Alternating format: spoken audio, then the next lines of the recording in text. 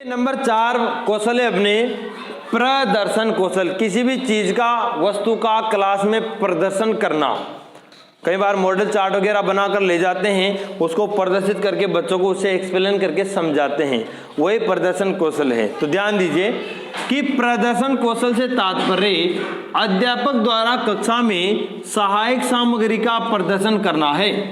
जो हम सहायक सामग्री, कोई चार्ट ले गए, कोई मॉडल बनाकर ले गए, कोई भी चीज बनाकर ले गए, वो क्या है, उसको हम वहां पर प्रदर्शन करेंगे, तो वही क्या कहलाती है, वो सहायक सामग्री क्या होती है, हमारा प्रदर्शन कौशल होती है। आगे देखिए, वह सामग्री जो शिक्षण अधिगम प्रक्रिया में अध्यापक को सहायता प्रदान करती है, सहायक सामग्री कहलाती है। जो भी आपको वहां पर पढ़ाने में जो भी चीजें आपको सहायता प्रदान कर रही है, सब क्या कहलाएंगी, आपकी सहायक सामग्री कहलाएगी। मान लीजिए आप चार्ट बनाकर लेंगे तो पढ़ाने में मदद कर रहा है वो आपकी। आप चौक से या पेन से पढ़ाते हो, मार्कर से, वो भी आपकी सहायक सामग्री है। श्यामपट जो बोर्ड है वो भी आपकी सहायक सामग्री है। अपने जो डस्टर होता है वो भी सहायक सामग्री है। पुस्तक वगैरह मान लीजिए, आप चार्ट मान लीजिए, रेखा चित्र मान लीजिए, कोई डायग्राम मान लीजिए, कुछ भी मान लीजिए, जिसके माध्यम से आप वहां बच्चों को शिक्षण करवा रहे हो, वो सब क्या है, आपकी सहायक सामग्री कहलाती है। जो अध्यापक सहायक सामग्री प्रदर्शन की कला में निपुण होते हैं, वे कम सहायक सामग्री द्वारा भी प्रभावी शिक्षण कर पाते हैं। भाई, जो सहायक सामग्री का प्रदर्शन करने में, बच्चों को समझाने में, बच्चों को एक्सप्लेन करने में बड़ा निपुण होते हैं जो अध्यापक, वो उनको कम सहायक सामग्री में भी ज्यादा से ज्यादा अच्छा शिक्षण करवा सकते हैं, उनको अच्छे से समझा सकते हैं। लेकिन देखिए, और जो इस कला में कुशल नहीं होते, जिनको सहायक सामग्री का प्रदर्शन ही नहीं करना आता ढंग से, तो वे पर्याप्त सहायक सामग्री होने के बावजूद अपने शिक्षण को प्रभावी नहीं बना पाते हैं। चाहे उनके पास कितनी सहायक सामग्री हो, लेकिन उसको उनको समझाना ही नहीं आ रहा, बच्चों को एक्सप्लेन करना ही नहीं आ रहा, कभी इधर अटक रहा है, कभी इधर अटक रहा है, तो वो व्यक्ति बच्चों को प्रभावी शिक्षण नहीं दे पाता। चाहे सहायक सामग्री कम हो, चाहे उसके पास एक पेन और एक बोर्ड ही हो, चाहे एक छोटी सी, मान लीजिए आप बोर्ड में लिखकर ही वो चार्ट बनाकर भी बच्चों को समझा सकता है, लेकिन वो उस कला में क्या होना चाहिए, निपुण होना चाहिए, अच्छा पारंगत होना चाहिए, उसको वो कला अच्छे से आनी चाहिए। तो ये अपने प्रदर्शन कौशल आ गया होगा आपको समझ में। दोबारा देख लो, प्रदर्शन कौशल से तात्पर्य अध्यापक द्वारा कक्षा में सहायक सामग्री का प्रदर्शन करना है। ठीक है, वह सामग्री जो शिक्षण अधिगम प्रक्रिया में अध्यापक को सहायता प्रदान करते, वही सहायक सामग्री कहलाती है। जो अध्यापक सहायक सामग्री प्रदर्शन की कला में निपुण होते हैं, वे कम सहायक सामग्री द्वारा भी प्रभावी शिक्षण कर पाते हैं, और जो इस कला में कुशल नहीं होते, वे पर्याप्त सहायक सामग्री होने के बावजूद शिक्षण को प्रभावी नहीं बना पाते हैं। अब इसके उद्देश्य लिखते हैं हम आगे। देखिए, हम पढ़ रहे हैं प्रदर्शन कौशल, और प्रदर्शन किससे करते हैं, सहायक सामग्री से करते हैं। तो सहायक सामग्री का प्रयोग करने के क्या क्या उद्देश्य थे, जो भी आप प्रदर्शन करें उसके उद्देश्य हो गए एक तरह से। तो सहायक सामग्री के प्रयोग के उद्देश्य देखिए, पहला है विषय वस्तु का स्पष्टीकरण करना। भाई, आप कोई चीज, कोई टॉपिक पढ़ा रहे हो, उसके लिए आप सहायक सामग्री तो ले गए, लेकिन उससे पहले आपको विषय वस्तु का स्पष्टीकरण करना होगा। भाई, आप छंद पढ़ा रहे हो तो छंद के बारे में पूरा स्पष्टीकरण करना है। छंद क्या होता है, किसे कहते हैं, कौन कौन से होते हैं, कितने प्रकार होते हैं, मात्राएं वगैरह, ये सारी चीजें आपको स्पष्ट, यानी कि जो भी आप विषय वस्तु ले जा रहे हो, अब उसका मान लो आपने चार्ट बना लिया छंद का, अब वो चार्ट आपने यहाँ लगा दिया, फिर उसका आपको स्पष्टीकरण करना पड़ेगा। भाई, छंद इसे कहते हैं, इसमें इतनी मात्राएं होती है, इतने भेद होते हैं, अलग अलग छंद में इतनी इतनी मात्राएं होती है, कोई वर्णिक होता है, कोई मात्रिक होता है, तो वो सारा मैटर आपको चार्ट में उसको स्पष्ट करना होगा। तो पहला उद्देश्य क्या है, विषय वस्तु का स्पष्टीकरण करना। कोई टॉपिक अपन पढ़ रहे हैं, कोई विषय पढ़ा रहे हैं, तो उसका स्पष्टीकरण ही तो दे रहे हैं उसमें, तो स्पष्टीकरण करना। दूसरा, छात्र का अवधान केंद्रण करना। इसे मैं बताता हूं आपको कि ध्यान केंद्रण करना। जब आप कोई चार्ट मॉडल वगैरह कुछ सहायक सामग्री ले जाते हो, तो बच्चों को कहीं ले आया सर, आ तो देख कौन कहीं लाया कैसे, हाँ, तो बच्चों का क्या, उसे ध्यान केंद्रित होता है, बच्चे ज्यादा रुचि लेते हैं उसमें, और उस चार्ट से आपको उस मॉडल जो भी ले जाए आप सहायक सामग्री, उससे आप बच्चे का अवधान केंद्रण करना।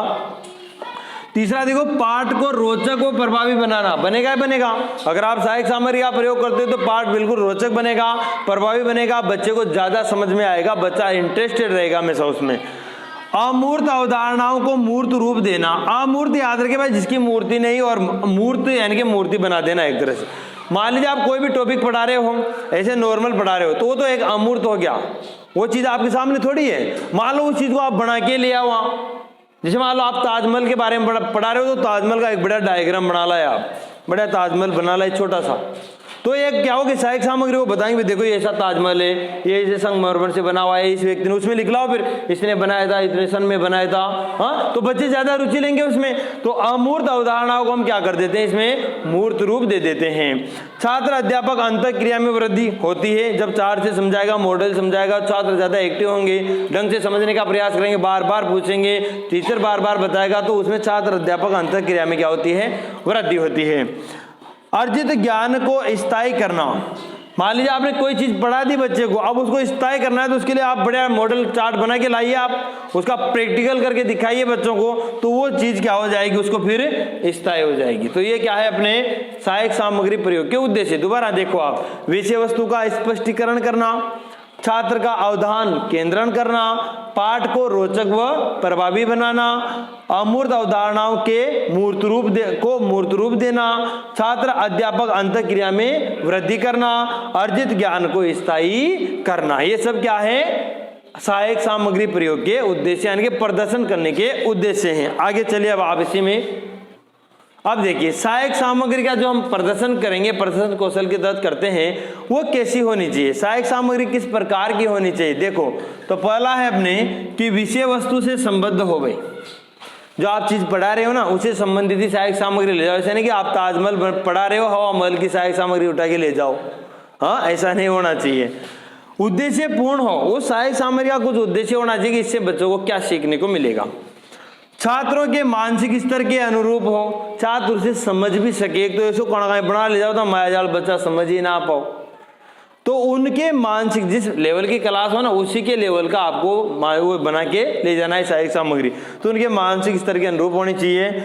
सस्ती हो, सुंदर हो, टिकाऊ हो। भाई आप ऐसे तो है नहीं कि रोज बार बार सहायक सामग्री ले जाओगे, महंगी से आप 4 ले आओगे बाजार से 1000 2,000 रुपये, वो तो काफी महंगी हो जाएगी। तो सस्ती होनी चाहिए और अच्छी भी लगे और टिकाऊ भी हो, ऐसी सहायक सामग्री का प्रयोग करें। और आसानी से स्थानांतरणीय हो, इसका तो पूरा ध्यान नहीं रखना, वरना क्लास में आप जाओगे ना पढ़ाने, ओ सर ताजमहल आया था, मान लो त्रोबड़ो बना ले गया था, 2-4 उठा लिया, 4 चौरा 4 कुणिया में ला 2-4 टकराया रूप पड़ गयो। आसानी से मतलब उठा के एक जगह से दूसरी जगह रखने में सुविधा हो। एक दुकान है बड़ोबारी कान ले जाओ, तूफान की नहीं, चौरा जरा संभले ना, वो भी दब जा, वो फोड़ फुड़ा रही है दाएं बट। तो आसानी से क्या होनी चाहिए, वो ट्रांसफर, मतलब एक जगह से दूसरी जगह उसको ले जाया जा सके, ऐसी सहायक सामग्री हो। तो दोबारा देखो कि सहायक सामग्री कैसी हो, विषय वस्तु से संबद्ध हो, उद्देश्य पूर्ण हो, छात्रों के मानसिक स्तर के अनुरूप हो, सस्ती, सुंदर व टिकाऊ हो और आसानी से स्थानांतरणीय होनी चाहिए। फिर लास्ट इसमें देख लीजिए आप, अब देखिए प्रदर्शन कौशल के घटक हैं 4 महत्वपूर्ण। पहला है प्रदर्शन समय। आपको सहायक सामग्री को प्रदर्शित करने का समय डिसाइड करना पड़ेगा पहले। वैसे 35 मिनट 40 मिनट का पीरियड आता है, तो आप मान लो कोई ऐसी सहायक सामग्री जिसको आप 40 मिनट में नहीं समझा पाओ, तो पहले उसका समय डिसाइड कर लो। जो आपके 2 पीरियड एक साथ आते हों, या दूसरे टीचर से बात करके भाई मैं आज ही सहायक सामग्री का प्रदर्शन करूंगा तो मुझे 2 पीरियड की जरूरत है, तो दूसरे एक टीचर का दूसरे का पीरियड ले लो। तो ऐसे 2 पीरियड ले लो, एक में नहीं हो तो 3 ले लो, 4 ले लो, 1 घंटा 2 घंटा आप पहले डिसाइड कर लो कि मुझे कितना समय लगेगा इसमें, उतने समय में आपको उसको समझाना है। फिर ऐसा ना हो कि आप समझा रहे हो, अब वहाँ दूसरा पीरियड आपका खत्म हो गया, तीसरा तो टीचर दूसरे टीचर आ गए वहाँ तो पढ़ाने, तो अब आपको सहायक सामग्री हटाओगे क्या, उसको वापस समेटोगे रखोगे, तो उसका पूरा ढंग से कहाँ प्रदर्शन हो पाया फिर। तो उसका समय डिसाइड कर ले पहले।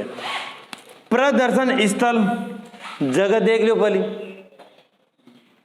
एक तो आप मान लो छोटी सी जगह में क्लास में मान लो 50 बच्चा और उमें ऊपर चढ़ी पड़ रहा है और उमें समझा वो चाह रहा है जो टूट फूट की, तो जगह पहले बढ़िया 2-4 टेबल लगा लो आगे से ऊंची, भाई जहां से बच्चों को सबको दिख जाए। डिसाइड कर लो भाई इस जगह में ये आ जाएगी, रख जाएगी, इसको समझाने में जब मैं समझाऊंगा तो बच्चे इसको देख सकते हैं चारों तरफ से। तो प्रदर्शन का स्थल, या मान लो कमरे में नहीं समझा पाओ तो बाहर ग्राउंड में जगह देख लो, वहां बढ़िया 2-4 टेबल लगा के उसमें जमा कर बढ़िया ढंग से वहां से बता दो। ज्यादा बच्चों को पता नहीं हो तो प्रार्थना सभा में वहीं समझा दो। प्रार्थना होने के तुरंत बाद ही शुरू कर दो। सब बच्चों के लिए अगर मान लो उपयोगी हो तो सबको समझा सकते हो आप। तो स्थल, समय, इनका आपको पहले से डिसीजन लेना पड़ेगा। छात्र अध्यापक अंतःक्रिया, छात्र और अध्यापक की अंतःक्रिया भी होनी चाहिए। आप बच्चों को भी उसमें इन्वॉल्व रखें और आप भी बच्चों के साथ इन्वॉल्व रहें। तो छात्र अध्यापक अंतःक्रिया। प्रदर्शन योजना का आपको क्या प्रदर्शन करना है पहले तैयारी तो करके जाओ। वहां जाता है मान लो ताजमहल को आपने बता दो कि बाबर ने बनाया जब मर गया पे, हाँ याद ही ना हो अपनी तो उल्टी सुल्टी चीजें बता दो आप। तो पहले उसका पूरा अभ्यास कर लो एक बार घर पे कि ऐसे मुझे इसको एक्सप्लेन करना है, ऐसे समझाना है। तो ये 4 इसके घटक हैं। प्रदर्शन का समय, प्रदर्शन स्थल, छात्र अध्यापक अंतःक्रिया और प्रदर्शन योजना का अभ्यास। समय, स्थल, अंतःक्रिया और अभ्यास, और ये अपने प्रदर्शन कौशल हुआ कंप्लीट।